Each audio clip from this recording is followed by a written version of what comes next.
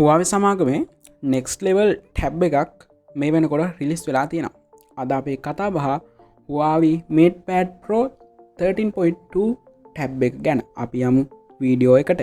Huawei සමාගම එයාලගේ අලුත් tab එක 2023 සැප්තැම්බර් මාසේ 25 වෙනිදා චයිනා වලට විතරක් රිලීස් කළා.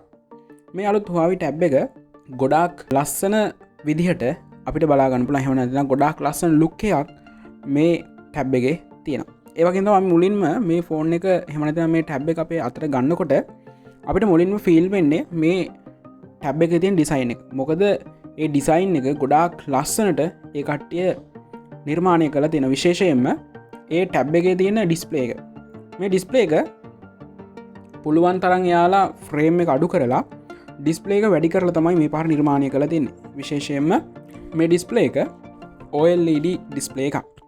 ඒ වගේම තමයි මේ ඩිස්ප්ලේ එකේ 1 බිලියන්ස් කලර් තියෙනවා. ඒ වගේම තමයි 144 Hz රිෆ්‍රෙෂ් රේට් එකකුත්, ඒ වගේම 2880 1920ක රෙසොලූෂන් අගයකුත් මේ ඩිස්ප්ලේ එකේ අපිට බලා ගන්න පුළුවන්.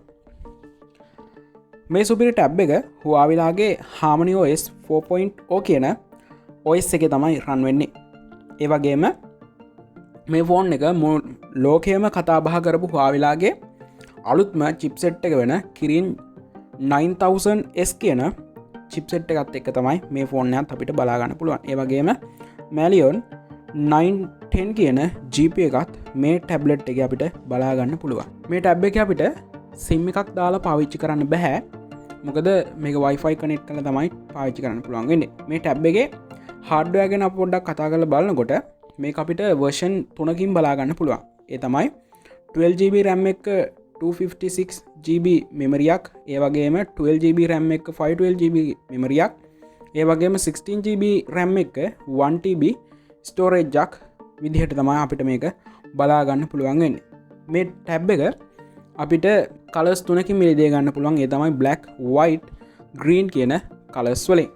ඒ වගේම තමයි මේ ටැබ් එකේ charging ගැන කතා කරොත් මේ ෆෝන් එකේ බැටරි එකේ capacity එක මිලි ඇම්පියර් 10100ක් විදිහට බලා ගන්න පුළුවන්. ඒ වගේම 88W fast charging මේ ටැබ්ලට් එක සපෝට් කරනවා.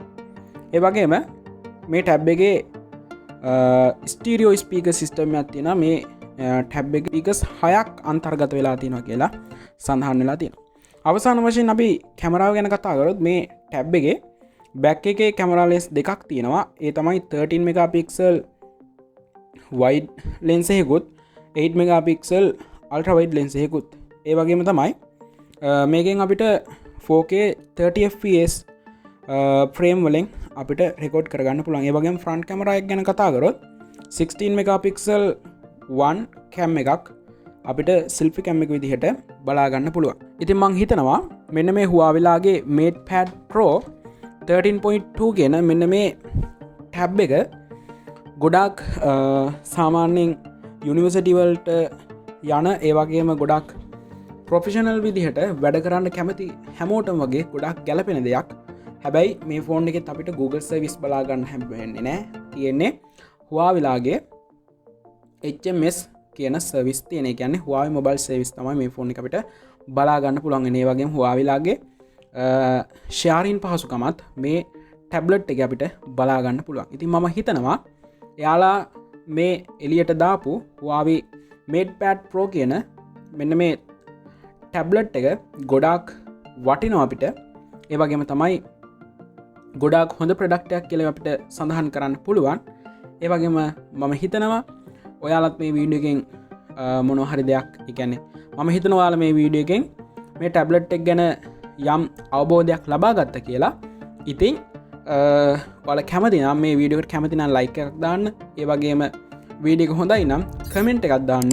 ඒ වගේම මේ වීඩියෝ එක මේ වගේ වීඩියෝ තවත් බලන්න ඔයාලා කැමති නම් මාව subscribe කරන්න මතක් කරන ගමන් අදට ඔයාලා හැමෝටම සුබ දවසක් වේවා ප්‍රාර්ථනා කරනවා.